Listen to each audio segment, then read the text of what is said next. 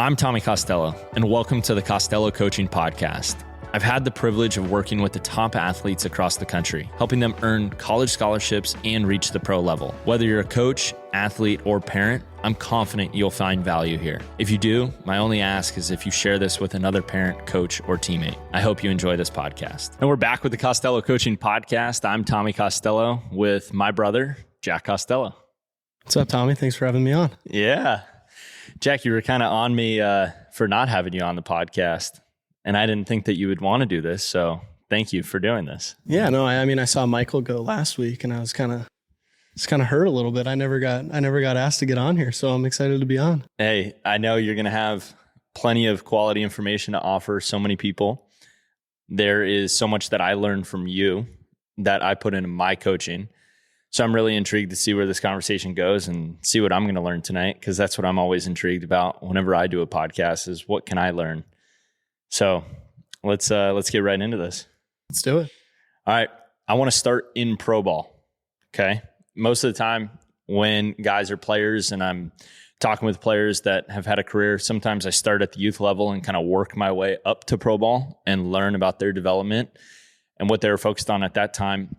For you, as I was thinking about this conversation, I want to start in pro ball and I want to identify what were the two biggest differences that you felt like were in the pro game that weren't in the college game for you. Well, I think for me, just going into the pro game, I think the first thing that I want to kind of go for is like my introduction into pro ball. I finished my college season, didn't really know if I was going to be able to continue playing baseball. So going into pro ball, when I got the opportunity, I just went in with a lot more gratitude, I think. And I was just very grateful for the opportunity. And I think in baseball, when you go into something, when you're happy and thankful and confident, that's just going to lead to success on the field. So going into it, I definitely learned a lot, but I think the two biggest takeaways that I'd say from playing pro ball is the work that you put in on your own will translate. And I think the work that you put in is what can give you confidence. I think it translates into confidence more than like a direct correlation to I train this way, so I'm going to get this result on the field. What are those specific things that you're doing that are building your confidence in the pro game? Because you started off, red hot. Your first 100 at bats, what was it? 5 strikeouts, 7 homers or something? Yeah, somewhere around there. Yeah, so something crazy. And these are professional pitchers, like the way I think about it is the best guys in high school get to go play in college. And then the best guys in college get to go play in the pros, but all of a sudden 50% of the pro population is American. And then the other 50% is the best players around the world. And then you performed at such a high level and you're saying that your work was a direct correlation to that. Why do you feel like it was that way in pro ball versus maybe not that way in college? I mean, I think I was wanting the opportunity to play professional for so long. And with that being in college, just constantly like trying to put in work every single day. And then maybe thinking, all right, my sophomore year, I'm going to get drafted. And then ended up not happening. I went back to school and then go back for another year. Junior year, this is going to be my year. I'm putting in a bunch of work and, just didn't work out. I didn't get drafted. So I went back for another year and just another year of stacking days and continuous work that when I did get into the pro game, I went in with, like I said, gratitude and confidence, but also just the right mindset of I didn't go in afraid to fail. I think sometimes athletes go into situations and they get to a spot that they've been wanting to get to for so long that they kind of get there. And sometimes, it kind of hits them like, all right, like I don't want to fail now. So I went in with a mindset of, got an opportunity to go play in low A right after the draft. And I just kind of went in with just gratefulness and I wasn't afraid to fail. I was like, this is me. I'm going to go out and play my game that I've continually played my entire life and see what happens. Like I really was just in a mindset that like I can go out and hit a home run or I could go out and strike out and I'm still just thankful for this opportunity. So I think that's what kind of breeded a lot of success going into that moment. That's cool. So it kind of like calmed you down. It was almost the fact that you had the opportunity, you were grateful for the opportunity, and then you took full advantage of it. I mean, your story, for those that don't know, someone that's always kind of been maybe a little overlooked throughout your career, always known as a really solid player, always known as a great player, always known as a leader amongst your peers on your team. but maybe not thought of as like the guy or the most premier guy or the highest touted or scouted guy. And then throughout your whole career, you kind of found a way to just push that door open a little bit. Someone cracked that door open a little bit for you and you'd slam that thing wide open. And that's what I really saw when you took off this first short season of pro ball. It kind of, you go from a senior signed 10th round draft pick, which is phenomenal, especially in the draft these days. To even get picked is such an honor. But, you know, not the first round premier pick that got millions and millions of dollars. And you had that, 90 to 120 day stretch where you got to prove yourself and the door was cracked a little bit and you slammed it wide open and gave yourself a great launching pad for a true opportunity, it seems, coming up in spring training. Yeah. And I think that's just the mindset that I took. And what really helped me learn that was going into college. Before you get to a situation, you're recruited and you kind of start thinking, all right, well, this guy's going. And then you kind of like already make a preconceived notion of how things are going to stack up. Where in college, it really hit me when I got there. When I got to campus, it didn't really matter if you were a walk-on, if you were a guy that started the year before, if you were one of the high scholarship guys. It was just more so that who was going to perform and who was going to take advantage of that opportunity that day you get to go out on the field. And I took that same mindset when I got to pro ball. I didn't go in like, oh, this guy got drafted here, this guy got drafted here. Like I went in with just like I said, a thankful mindset. And I just was grateful to be a part of an organization and have new teammates. That's the way that I kind of looked at it. And just go in, want the best for everyone and know what you're capable of. And by the time you get out on the field and the ball's rolled out, it's the same game you've always played. And you just got to have confidence in your abilities that you're going to go out and play. That's awesome. So when you showed up to college, so for me, when I showed up to college, it was really exciting. I was at the Pac-12 level and I'll never forget, the first time that I was pretty amazed at the college level and, going to Chaminade High School and watching Blake get drafted in the first round and, being around that level, you always, thought like, oh, college is just the next step. Almost like not a grateful mentality, like not that I'm grateful to be here, almost like, yeah, I should be here, right? And there's nothing wrong with that mindset. But I think what happens is you can get blindsided. When you're grateful for an opportunity, you're super aware of what's going on. And you're very aware in everything you do. You're aware of your surroundings, the people you're around. You're always like locked on. And the big thing when I showed up to college and I had that culture shock of, wow, like I might not be good enough yet to play at this level, was I watched Noah Bremer. He was our Friday night guy. I watched him throw a bullpen and he was 90, 91, 6'6" righty, but he dotted every corner. He said fastball away, it was right on the black. He said fastball in, it was right on the black. And even though that was my teammate and that was my peer and that's who I was playing with, that was my, that was the Friday guy, the number one pitcher, I felt so far away from being that because I was like, wow, do I look like that when I pitch? No, I don't. Do I have that velocity when I throw? No, I don't. And I kind of got myself into a little game of comparison. And that was dangerous because then you're trying to always play catch up. And so the fact that you went in there with the clear mindset of just, all right, I'm going to be a great teammate, I'm going to go play, it almost helped you launch out forward. Now, when you showed up to college, what was that like for you? Because you were not a big offer guy. You were a low offer guy. And I'm pretty sure you were like fourth or fifth in line at third base. So how'd you not, like, that's something I'm really interested in. Like, how'd you never, I'm not going to say that you didn't doubt yourself because we all doubt ourselves, but how'd you keep that confidence when you're, put at the back of the line, limited reps, and for lack of better terms, a coach that was probably really tough on you as a freshman? Yeah. I can really dive into this. I think there's a lot of different aspects that went into my first semester in college. So first off, it was COVID. It was 2020 fall. So, they weren't letting people on campus. And so being a freshman that has never been to the area or lived in San Diego, I kind of took the initiative of, they're not letting people in the dorm. So I'm just going to go get an apartment down in San Diego. And then I got listed as a commuter student so I could be able to get down to campus, start practicing, and take my classes online. And, the fall, it was tough. I think there was just a lot of adjustments as far as, like you said, baseball wise, you see your teammates and your peers, and you're like, wow, there's work to be done. This isn't high school. And then there was adjustments like class. I was taking college classes from apartment and on my computer. Like I didn't really see anyone. We couldn't do anything outside. There was a bunch of COVID rules. So that played into a lot of it too. And then performance baseball wise, it wasn't there. And it wasn't necessarily that I was comparing myself to others. Like, dang, I'm not doing what he's doing. It was more, I know what I'm capable of, and I'm not showing what I'm capable of. And there was limited opportunities just as far as because of COVID, we could only have so much team interaction. But, I got one hit my entire fall of my freshman year. And then a story that I think of, at the end of the college fall, you have your Omaha Challenge or whatever it is, Fall World Series.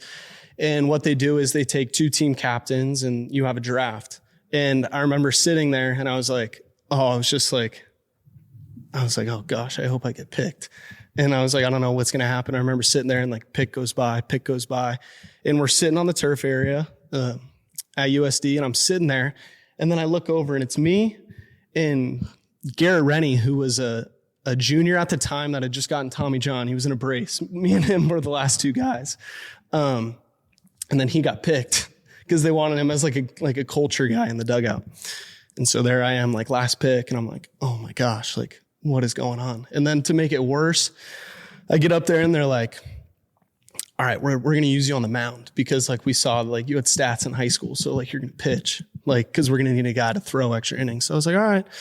And like, oh dude, I was like trying to keep a smile on my face, but like really just like devastated. I was like, damn, this sucks. But, just kind of took advantage of the opportunity. I ended up shoving. I ended up having an inning. I had 3 Ks. And then it hit me and I was like, oh gosh, I hope they don't make me a pitcher because I was like, didn't really perform at the plate.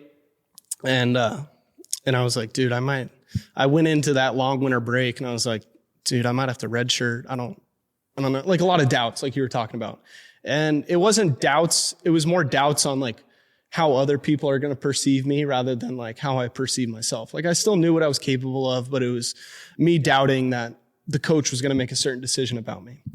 And what really helped was like long break. I really got in the weight room and that kind of just instilled a little more confidence in me and just like putting in work. I think just like I was just lifting weights and like a lot of times it was functional and the other times it was more just kind of like therapy, just kind of like moving stuff around, knowing what I was capable of. And then like it really hit me right around Christmas time when I looked in the mirror and I was like, yeah, like you can do this. Like, you know what you're capable of. I'm going to go back in. So go back in that January and I just went in with like a whole different mindset, almost like a FU mindset. And it wasn't that I had anger towards anyone at USD or anger towards myself. It was just like me versus the game. Like I know what I'm capable of doing and I'm going to go do it.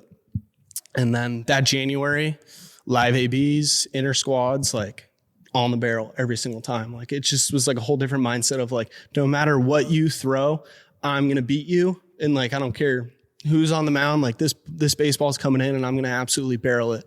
And I'm not letting anything by me. And it was more like, I didn't care what the coach was going to say to me.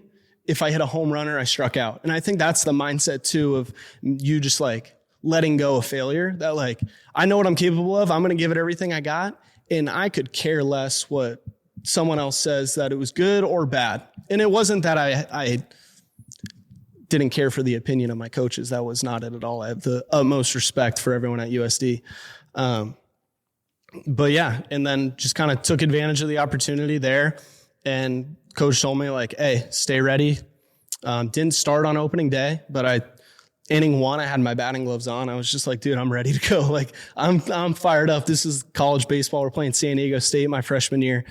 And then ended up game 3. I got a pinch hit opportunity, first pitch, line drive, sac fly, and then ended up starting every game the rest of my freshman year. So sorry to ramble on about a story, but I just think that's just a big impact and big story that kind of led into my college career. Just a lot of doubt in the beginning, just trying to like figure everything out and then just finding it and taking advantage of something and going with it. Oh, it's amazing. There's a lot to unpack there. I mean, to start, as your brother, I'm listening to that story and kind of wondering two parts. Number one, the first thought is, I wonder why you never called me during that fall. And then the second thing is, I'm probably pretty happy that you never called me. I know that was really hard for you. You were down living in an apartment by yourself, and during COVID, new place, new school. You saw me go through my challenges in college with different coaching staffs and different schools and different places. And I know how challenging that can be, that first fall in a new location, trying to prove yourself as a new player. Extremely difficult. And then to get one hit, to be picked last or beyond last, and then to prove it to yourself, that's incredible. There's something deeper there, though, that I know about you, which is really interesting, because I'm the type of person that's like an advice seeker. So I'm always seeking advice. I'm always looking for, an answer or the reason, or, how can I do this better? Why? And what I do is I end up like accumulating all this different information, and then I try to filter it and trim the fat and cut it down and get really to the meat of it and figure out like what's going to work for me. Whereas you're not like a outwardly speaking person when you're going through things. You're more of like an inward, and you kind of like hold it tight. What's your process there? Because I don't know your process. I've never been able to talk to you about your process. This kind of format opens up for cool conversations like this. You might not even know your process, but like you say, yeah, I looked in the mirror on Christmas and I turned the page and I did it. And it's like, was it that simple for you? Yeah. I mean, I don't think I can give you any specifics or dive into specifics like, hey, this person told me this, or hey, I wrote this down in my book. I think it was more of just all right, like you just made a conscious like decision. I'm looking at myself, and I'm addressing my situation, internally, and saying, all right, what do I want it to look like? And right now I'm in a spot where it's not looking how I want it to look like. So either there has to be a change that I make, and whether that's a physical change or what I do on a daily basis, or that's just like a mindset change. And I think that's kind of what I dove into, just a mindset change of like getting competitive. Getting competitive. Like I'm really competitive, and I'm not like, I mean, this is me describing myself, but I see myself as a very competitive person, and I'm very like internal on like an FU mindset, but I'm open. I'd love to talk with everyone, give people advice. I'm not like an outwardly angry person, but I think that there's like an internal mindset of it that like, I really don't care who you are, that like when we start competing and I know it's something that I'm good at, like I want to beat you, but I want to rub it in too. Like, and not because it's you, it's because it's me doing what I like to do. And I know that I'm good at it, and I want to like, and I'm not only like going to beat you, but I'm going to find a way to like keep beating you and like do it like not aggressively, but really, really beat you. I think that's what I'm trying to go with. I think that's why you and Jagger get along. Yeah. Jagger's the man. Yeah. I mean, I think me and Jagger have a very similar mindset on, younger brother. Jagger's a younger brother. I think that there's, definitely things in family dynamics where younger siblings maybe observe more. And I think that's the kind of route that I take. You keep trying to keep it inward. I like to observe more and, not talk too much before I like establish some comfortability. And then once I like feel comfortable and I have observed and assessed the situation, then like I try and take the plan of how I'm going to approach this. You think Nico did a lot of talking for Jagger? I don't know. I mean, I've only been around Nico and Jagger 2 times probably when we're both together. But yeah, I could see that Nico did a lot of talking for Jagger, the very similar way that you did a lot of talking for me. Yeah, I definitely did. And that's great though. I mean, you guys are both so unique in your approach. I think it's why I'm so, cultivated and ingrained in that relationship that I have. And I'm fortunate to have with Jagger, is that you guys are so similar in the way that you kind of keep things inward. You get competitive. You find a way to grit through it and work through it and beat people. And I'm super attracted to that, because not that I'm not like that, but I think I'm playing like a little bit different game. I think you guys have such a unique mindset, and I'm so attracted to that mindset. I think that I'm always on the search for like kind of what are my engine starters. I know that I'm very, very motivated to work hard and achieve at a high level, but sometimes it's hard for me to connect with, why. Like, why do you want to achieve that? And I'm like, because it's cool. Like, we're on Earth and we've been blessed with this life. Like, why wouldn't you go for like the most amazing things with this opportunity? Like, I've been given a healthy body, a great family. I have like the biggest head start in the world. Like, I'm going to try to go accomplish the toughest things there are. And I put way too much on my plate a lot of the times, where what I'm really love about you and Jagger is you guys keep your life very simple in the terms of you're really focused on what you're working on at that current moment. And that's great. I have my style. You have your style. I like doing 10 things at once because it kind of keeps me going and like keeps me creative, where your focus is professional baseball right now. So wake up, eat, train. I mean, we can talk about your routine because it's phenomenal. And I think the first time that it really transitioned was that fall of your freshman year, coming home for winter break.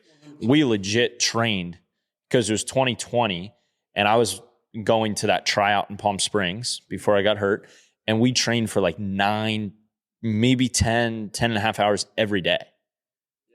Like legit. No, like maybe a break in between, but it was wake up, lift, sprint, eat a snack, throw, take a break, go hit, go lift again, sprint, mobility, soft tissue. It was 100%. I think you can look at that as more of a blessing. Obviously that was a crazy time, and for us too, like we were so used to always going that necessarily we probably weren't taking it from the most strategical point of like, all right, this is going to make me a better athlete, or this is, we were just doing stuff to do stuff. Yeah, to do stuff like everyone was. Like you were bored. And I mean, we were lucky enough, we had a gym at the house. And I remember we were just like, we'd lift twice a day. And it wasn't just because like, all right, I'm trying to get huge. It was just something to do. And that was the first time in my life where I really kind of like fell in love with the weight room. I was always like, love playing, liked working out, but not as much as I liked playing. And I'm still kind of like that. But I do find me wanting to get into the weight room more, especially during this time. What do you think about this? Like too, like I know a lot of guys and I've witnessed this and I almost fell into this trap myself, and you do a great job of keeping the game. So a lot of times like athletes that are super into podcasts or books or training or all these different elements of that's self-improvement, they almost like the self-improvement process more than the winning and like the actual gameplay. And so, you do a great job of keeping the game. Like baseball is the most important thing. Everything we do in the weight room is to make sure that your performance on the field is better. Everything we're doing in the cage is to make sure your performance is better. And you have a really good temperature too now on when to shut it down. I think like we could work, like we were made to work. We were built to work. Our DNA is to work. And I think you're doing a great job this offseason of saying like, all right, I got what I needed in. You know what I mean? Now I'm done. Do you think you just developed, like the ability for that? Because you're not an engine, like I don't need to get your engine going. You know what I mean? It's almost like a challenge to slow you down, but you're actually doing a really good job of slowing it down at the right times, I feel like right now. Yeah. I mean, I think I really just kind of learned like, all right, when I'm trying to get my body in certain spots or like trying to get my athleticism in a certain spot, that rest is important and eating is important as working. And, it would always be like in high school, which is good, but I was always under the mindset of like, I always had to be doing something, which is good because you work and that's develop a good work ethic. But at the same time, like seeing results, there needs to be a little pullback on rest and recovery and eating in order to see those results. I think especially too with me, that's why in college, that was the first time that I really saw like a significant like muscle gain, weight gain, because I was taking advantage of resting. What is the most specific thing that you're working on this offseason? And I challenged you guys before you got here this offseason. I said, all right, pro guys, first thing is you need to know what's going to make you feel right each day. So what are you going to do each day in order to make sure that you feel great when you show up to the place of work? Number two, what are the specific metrics that you're working on that when you leave and show up to spring training, what metrics have improved? And then number three, what is your active service? And so with those three in mind, let's start with number two. What are the two specific metrics that you've been focused on this offseason?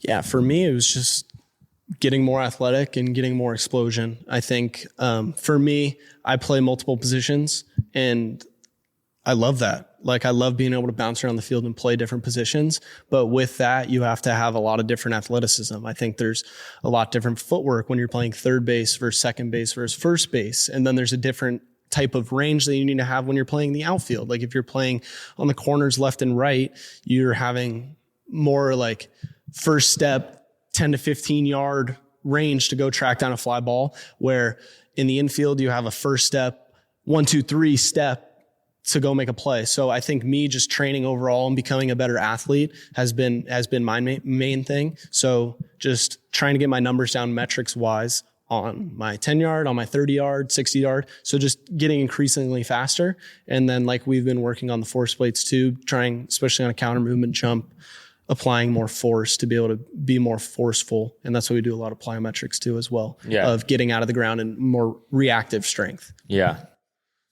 That's great. Yeah, no, you've been doing really well. You've been testing extremely well, hitting all your key points. And two, for guys that are, we take these conversations almost for granted, I think, at this point in our careers, like both of our careers, my professional career. Like the great factor that I have is I have access to, 16, 17 of the 30 MLB clubs. Like I can call those clubs and talk to those clubs about what they're looking for and what they want out of the players, and talk to some of the highest level agents about, what they're focused on in the game. And I think it was really interesting that you came back this offseason, with such a sharp focus on what those metrics were that they were looking for in terms of your reactive strength index. So what that is a measurement of basically your twitch. Your reactive strength index is a measurement of how twitchy you are and how strong you can react to the ground, essentially. And then your overall force production, which can correlate to maybe more power when you're hitting. And then the biggest thing though was like keeping you a corner outfielder, corner infielder, and not making sure that you weren't being isolated just as a power hitting first baseman because of your home run production. And so the Padres gave you some specific points to work on and to hit to make sure that you stay a corner guy. So I'm pretty sure it was a 10-yard time, like at 1.6 or below, right? And then what was another metric that you had? Yeah. So look, guys, like if you're listening to this and you're a baseball player and you're aspiring to play at a collegiate level, or you're aspiring to play at a professional level, Jack had all these numbers that he produced on the field in terms of hitting and his production at the plate and his defensive metrics. But the Padres sent him home with two specific metrics. They wanted the 30-yard time at a certain point, and they wanted the 10-yard time at a certain point in order to keep him as an outfielder and a third baseman and not just a first baseman. So even at the professional level, you can do all these things right, and then they boil it down to maybe these two simple metrics. And it always comes back to speed. Speed never has a slump. And so you've been doing a great job working on your speed, staying focused on it and getting faster. And speed is a skill. Oh, 100%. And I think that's like the way we've approached this offseason is just the proper way that you should approach it. I think I do things very well. I do things above average on the baseball field. And then there's things that I'm average to below average that I need to improve on, but not letting it slide on the things that you do above average that gets you there. Yep. And so I think you take this offseason on things that I need to get better at. So that I think is how I increase my engine. Like if I can run faster, that's only going to help my game more. But that's not me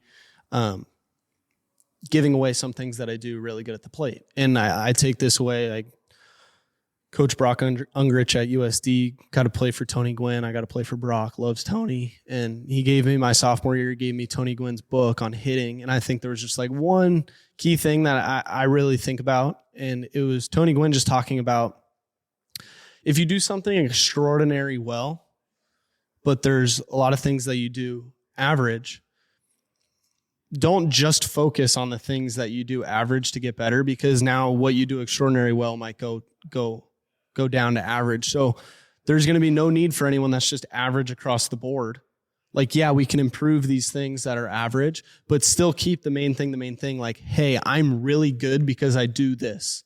And Tony Gwynn's famous saying was know who you is. So understanding of who I am as a player and who I am as Jack Costello, that I'm going to keep doing the things that I do really well, but having a slight focus on these things that'll only make me better. So I think that's an important thing to take away from it. What is, who is you, right? Like, what is that outstanding metric?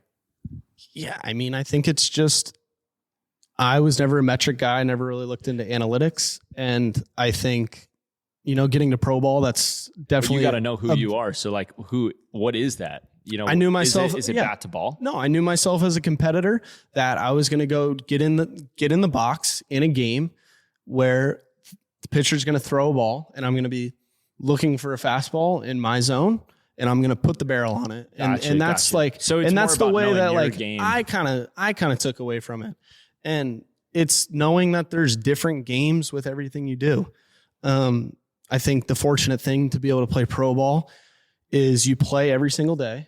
You have your routines, you do your glove work, you hit your BP, and then you go out and play. And I think the biggest thing for me was that like I turned glove work and BP into a game. So I'm approaching this glove work and BP as the game of glove work and BP. And whether it went good or bad, it was like, all right, well, I'm going to go in, take a quick shower, put my uniform on, and then I'm going to go on to my next game, which is the game of baseball. So like separating the two, I think helped me because I approached it where I didn't let anything previous building up to the game give me a different mindset on how I felt about myself going into what actually mattered, which was performing first pitch at 6:05. So yeah, you're working on your A tool as a competitor and as a gamer. Yeah.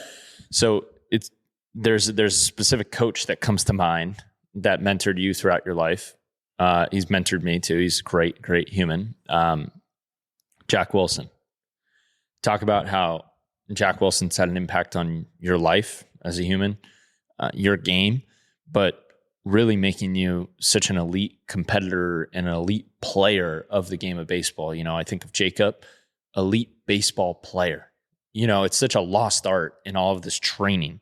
It's such a lost art in all of this is getting boiled down to, what really matters here, scoring that runner from third, fielding that ground ball.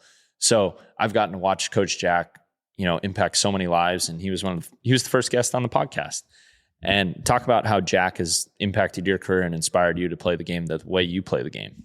Yeah, I mean, tremendous. Like he was the first real guy that I really got to have as a coach that was a true baseball guy. And he was big leaguer, 12 years, and an elite defender. And I can't say enough good things about Coach Jack. I talked to him. I had a phone call with him today. He was just calling, checking in. And amazing guy, amazing family, got to play with Jacob growing up. But I think just taking some things away from Coach Jack was that he always competed and he always had fun playing. And that's where I kind of dove into it. Like, I love playing baseball. Like, that's where I find joy. Like, ever since I was little, I loved playing baseball, and I especially love hitting. I'd always want to hit. I'd still want to. Like, even if I wasn't playing baseball, you'd see me, I'd be that guy down at the cage that's like 65, and you're like, what's that guy doing over there on the iron mic getting more tokens? Because I want to hit. I love hitting. But Coach Jack was the same way. He retired, he became our coach, but that didn't stop him from loving the game of baseball and loving it to a point that he like still wanted to learn. He wasn't playing anymore, but he still wanted to learn more, and he still wanted to impact baseball players' lives and help people like understand the true meaning of the game and the love for it. And we'd have practice. We'd be 13 years old, and Coach Jack would be out there fielding with us. And I think as a 13-year-old, you don't really understand the magnitude of the amount of knowledge that guy has, playing 12 years in the big leagues, plus whatever, 3-4 years in the minor leagues, to playing in college, to playing in high school. Like, I'm 12 years old. That guy played in the big leagues at the highest level for the same amount of years that I was alive. And I think when we're young, we don't get that. We don't understand that. But looking at that now, it's just, wow, we had such an amazing opportunity to be able to do that. So I think that's the way that I kind of took away from it too. And still like loving the game of baseball. Like even though you get into the pro level, like I still try and think of it and watch baseball the same way that I'd watch it as a kid, like liking players, like, hey, this guy does this, like, oh, he does this with his stance. Like just because you are getting closer to the same level or you're playing with your peers doesn't mean you still can't be fans of the way they play the game, because like you truly love the game. And I like watching you, and I can learn some things from you, and I can take that away. But then, hey, like I do this differently. Like maybe he'll watch me do this and he'll take some things away. But yeah, I mean, I think that's the biggest thing, is just always learning about the game. Yeah. I mean, he's so fantastic at that. And he impacted my life in a tremendous way. He brought me in to be the JV coach in 2021. And right after, I had finished playing and I didn't really want to be that. I didn't really want to be a baseball guy. And he really helped me reinvigorate my love for the game almost indirectly. He was the varsity coach. We were golfing, and he asked me on the first hole, hey, our season starts in 2.5 weeks. Can you be my JV coach? And I was like, Jack, I can. I'm training the Rams right now. I'm doing this. I thought I was busy then. I really wasn't that busy. And by the 14th hole, he convinced me. By the 18th hole, I had the contract in my email, signed it, and I was fired up to be a Lancer baseball coach. And that was one of the greatest experiences of my life. Like, I will tell that story of me being the JV baseball coach, for as long as, I'm alive, because that was so important for me, because I would get to witness Jack and the way that he interacted with his players and the way that he was coaching at such a high level. Even though high school baseball isn't really that high level, he was teaching at an extremely high level. And there was so much happening. There was so many dynamics happening where he was helping people reinvigorate their love with the game for me as a coach. And I wasn't even like on his staff. I was coaching the JV team on the backfield. But I would take his ideas of being with the players and our practices. Once I set a culture and once I set a tone and once I set a discipline with the team, I had to be the leader. I had to be the coach because I was young and I was with 17-year-olds and I was 23. And so I had to set some leadership guidelines and, order of command kind of guidelines. And then once those things were set and I had the respect of the team, practice was, hey, I'm leading off and I'm playing center field and we're scrimmaging and I'm going to compete with you and we're going to play as hard as we can. And then when I throw batting practice, we're not just hitting batting practice. I'm going to strike you out and we're going to play hard and we're going to play fun and we're going to compete and we're going to play good. And that kind of attitude of just getting competitive, it's something that I just loved. And I learned that from him. I got to see that from him, that's okay to coach in that way, to be with the players, to be with the guys. Right. And, he's just the best. I absolutely love him. So, hats off to Coach Jack for just, impacting both of us in such a tremendous way. And he's such a leader and I look up to him in so many ways. Now, the next coach, Rich Hill. How did Rich Hill impact you in what you were doing? Yeah. I mean, Rich Hill, legendary college coach. He recruited me. I remember the day he recruited me, and I remember going down into his office and, hearing stories about Coach Hill and people playing for Coach Hill. There's just a lot of different stuff bouncing around and like looking for those who don't know, notorious, like hard ass.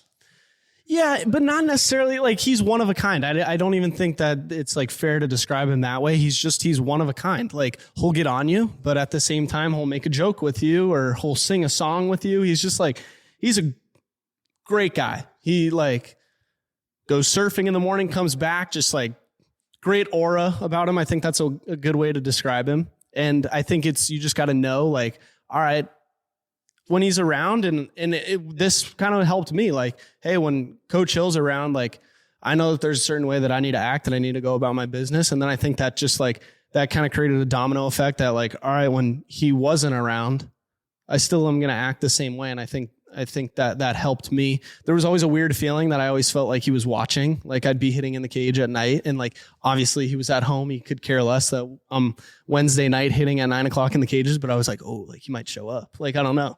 But and that's just him. Like he definitely got on me a good amount, but he definitely taught me a lot of things and taught me more of just another great example of someone appreciating the day and appreciating going to the field. Coach Hill is just awesome. I love he's created a very competitive culture, but at the same time, we're going to compete because it's fun, and you're going to compete. And if you win, you're going to get rewarded. And I think that that's a great mindset to think too, because at the end of the day, you compete and someone wins and someone loses, and you have to be okay with that. And you can't live or die by winning or losing. Like, that's not going to change the next game that you start. So I think that was a big takeaway from Coach Hill. Pays to be a winner, right? Pays to be a winner. It always does. It pays to be a winner. Yeah. Yeah. I mean, I just remember, because we weren't really allowed to go to the games from what I remember in 2020, right? There was no fans. No fans. I remember you were at St. Mary's, and this is a phone call that I do remember, that you were going off at St. Mary's. I think your freshman year, you had quite a few hits that weekend. Am I thinking of the right weekend? Yeah, no, yeah. But you struggled on the base paths? Yeah, I struggled a lot on the base paths. As a freshman? Yeah, as a freshman, yeah. What were some of his things on the base path that he wanted you doing that were just confusing or hard, or you couldn't figure out? You never struggled with base running before. Yeah, I mean, I think it was just base running had never really been taught to me. And it was more of, I got a lot more information on things that were like, all right, must-haves when you're running the bases. And I think that kind of just like maybe got in my head a little bit. I was like thinking too much, where it was like overanalysis causes paralysis. Like, I was thinking too much on what I needed to do on the base paths. I was getting on base. I was doing a good job at the plate. And it wasn't that I was like outwardly like extremely failing on the base paths. There was just like a couple hiccups, and Coach Hill really enjoyed identifying those when those happened.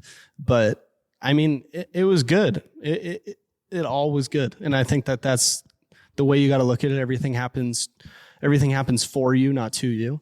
So I think just approaching that, like being able to hear it from Coach Hill a little bit when I made a mistake, to understand what he's saying and not how he's saying it, and being able to just kind of let that slide off my back and go out and keep playing free.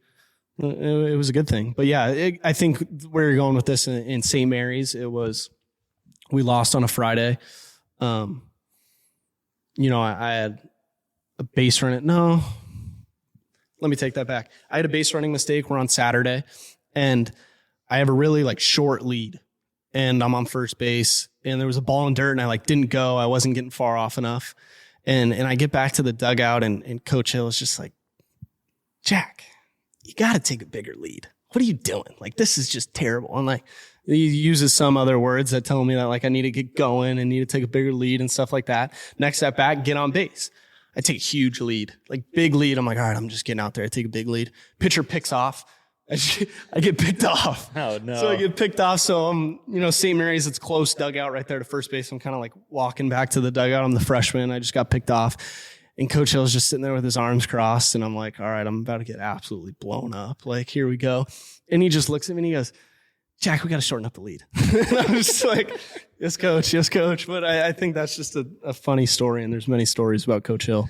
But yeah. Yeah, I think you used some more colorful language when you told the story to me. But that's awesome. I just know that he impacted your life at such a pivotal point in your life. I mean, he identified you. He was one of very few people for the young players that are listening or parents that are listening. My brother, I had quite a few offers as such a young high school player, where you were primarily focused on football in high school. It didn't go your way in football because of some dynamics I'm not going to get into, but and then you were like, all right, I'm going to put my focus into baseball. But you're going into your senior year of high school. Junior year. Oh, junior year of high school with no real looks. Like, no one was really looking at you. You had, what'd you have? Tulane? Yeah, Tulane and USD. Those are walk on from Georgia Tech, or like talk from Georgia Tech, but more so like guy knew the area, had mutual relationships. But so there wasn't much going on with the recruiting game. But USD identified you at Dude Day. Scotty Tenen, absolute great human being for both of our lives, and has helped us so much. Scotty has been so impactful for so many humans, but he sets up this event called Dude Day, and you were at the OG Dude Day. Yes. Right? Yeah. There was 30 players, and there was like 70 coaches, and I think the story goes that you fouled the ball off, and Coach Hill pulled you out of the pulled you out of the roll cage or identified you after a foul ball? How did this go? It didn't really go like that, but it was more, I remember I was mainly focused on football. I really wanted to play football. I didn't do any baseball that whole summer. You know, that's a pivotal time, I think, in guys when they're getting recruited. You're going into your junior year. You really want to perform that summer. And I was just like, no, I want to play football. Like I want to play football. I love football. I still love baseball, but I love football. And, you know, I'm going through it, and due day was in like August, and I hadn't done any like baseball events. And Scotty was like, no, you gotta come, like at least come to due day and take BP. It'll be good. And, you know, Scotty's, like you said, impacted both our lives. Amazing. He's a great human. But I remember I rolled up and I had football practice. I had morning football practice, and then I showed up to due day and they had already started. But Scotty, being Scotty, was like, no, we got one more guy. He just got here from football practice. So the 30 to 40 guys that were there already did their infield, outfield, kind of like showcase style. And so I went out there all by myself, and it was like, all right, Jack, you're going to take 3 straight up ground balls, 3 backhands, 3 forehands. And I just like went through this whole thing all by myself, the only one out on the field with all coaches watching. And I think that was another time where I was just like, I'm just going to go do it. Like, I'm not really thinking about any of that. And did it, took BP, took really good BP. But yeah, I think I maybe getting to the story with Coach Hill, first at bat, like foul the ball straight back. And then next pitch, hit a ball on the gap, hit a double, came into the dugout, and Coach Hill was already in the dugout. And he claims that he just saw one swing on one foul ball, and that was it. So maybe that is. But yeah, I mean, there were 70 coaches. He was the only one that came up to me and Coach Hill saw it, man. Yeah, he did. And maybe someone with the Padres saw it. Yeah. You just need that one guy to see it, man. Yeah, exactly. You just need that one, like you said, opportunity, because at the end of the day, it doesn't matter if you have one opportunity or 100, you're only going to be able to take one. So you're going to have to be able to go do that and make the best of the opportunity. And then, you know, with it being the Costello Coaching Podcast, players that have been on here and, you know, things like that, I always like reflecting on coaches, because I'm learning, you know, things about Coach Hill. I'm learning things about Coach Jack. Scotty has served as a coach for so many, as a baseball coach, but as like a life coach as well. He's another name that comes to mind. The last baseball coach that I want to touch on is Coach Brock, and what Brock has meant to your life.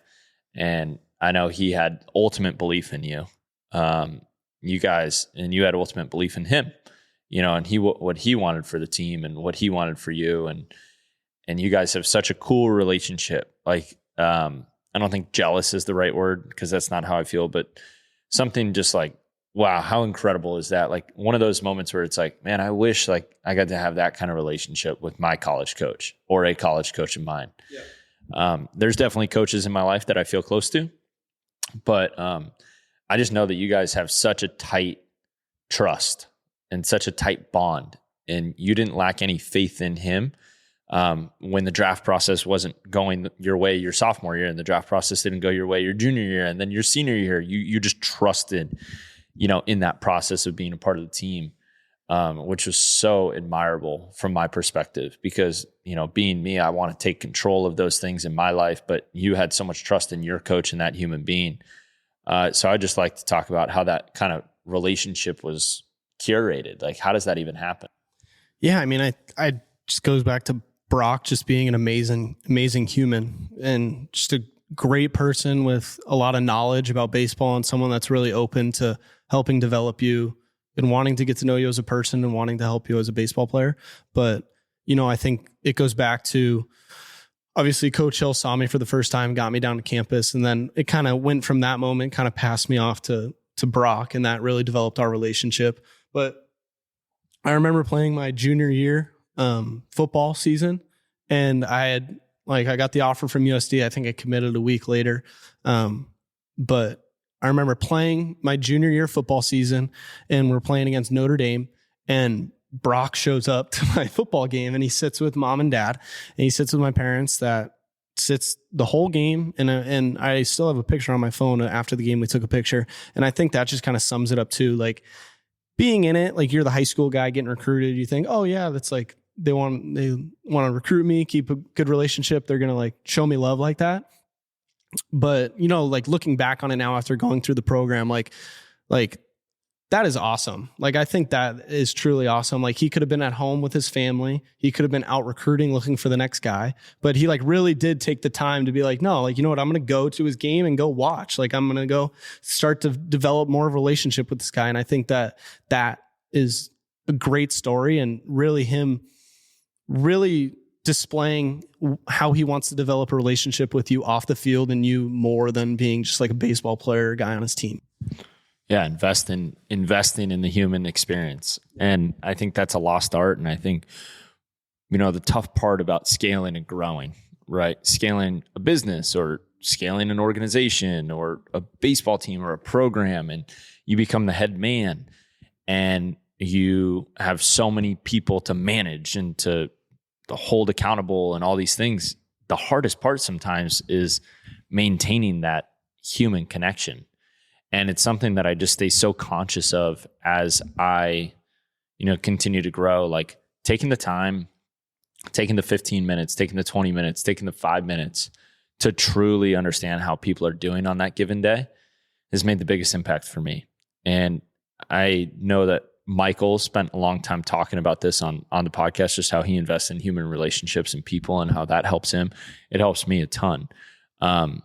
You know, so I think that's something that I really learned from Brock. And what I kind of want to do is I want to go down the list of Scotty always had faith in you and like maintaining faith in people. Coach Hill saw something in you, right? Coach Hill saw something in you and held you accountable to what he saw, right? He had this vision for you and held you accountable to that. And then we have Coach Brock, who really invested that human side of the relationship. And then Coach Jack, who really taught you how to, you know, embody what it means to be a ball player and what it means to have fun playing the game and compete and win. And now you have, you know, Jagger in your life who's, you know, teaching you how to stay focused on how to make those metrics happen, how to endure professional sports, how to endure a professional life. And you have so many people in your corner there helping you go after and achieve it. I think it would be important for you to reflect on that, you know, and really be okay leaning on those people for those things. Yeah. And I think that's too understanding that, hey, I have an amazing support system and I'm going to go out and do what I want to do. And I know that people like care for me and love me and support me. So I truly feel like that everything I can just go do. I feel like I'm free to go out and chase my dream and accomplish what I want to. And I think that I'm very lucky to have such an amazing backing of people and a support system, but also that belief in myself, and that me knowing that I have all this support gives me more confidence and belief as well too. And I think that, you know, you shouldn't be out doing things to like prove someone wrong or prove someone right, or it shouldn't be that. It should just be like, at least for me, it's, hey, I have an opportunity. This is what I love to do. And I know that these people support me. I'm going to go do it. And with that support system, there was a lot of knowledge that was shared with me to help me get to this point. And there's going to continue to be knowledge shared. And I'm obviously going to be able to go back and talk to all these people and still gain that knowledge and support. So I just feel really, really lucky to be able to be in this position and have all those people in my life. Beautiful. I think that's a great spot to cut it off right there. I appreciate you being open. I appreciate you being vulnerable, and I appreciate you sharing your experience, because something that I'm learning is the more articulate you can be in sharing your story and sharing your experience, you can help more people. And I really believe that we're on this planet not only to achieve things ourselves, but help others achieve what they want to achieve and be, you know, supporting and loving and caring to others. And this is a way that you can do that. And, you know, sharing and speaking on a microphone, speaking to the camera, being open about your experience and what you went through and how you went about it and how you kind of achieved what you have. That's, I really appreciate you doing this. And I honestly didn't think that you'd be open to do it. And that's why I never really asked. And then you started busting my balls for interviewing Mike and not interviewing you. But This was so fun and so amazing. I learned so much. I every time I do a podcast, I learn something from someone, even if I've known them since the day that they were born. And it was really special to do this with you. So I love you and I thank you. Yeah, thank you. I appreciate it. And this is definitely a very unique setting to be able to have a conversation, something that we've never had like this before. But I'm very grateful, and I love you too. And I'm excited to kind of sit down and talk about everything. But it definitely gives me a little more motivation and more of a plan of attack to continue trying to achieve what I want. There's a long way, and there's still more work to be done. And I'm just really excited for that as well. Yep. You're on the path. Well, that's great. Thank you. Thank you.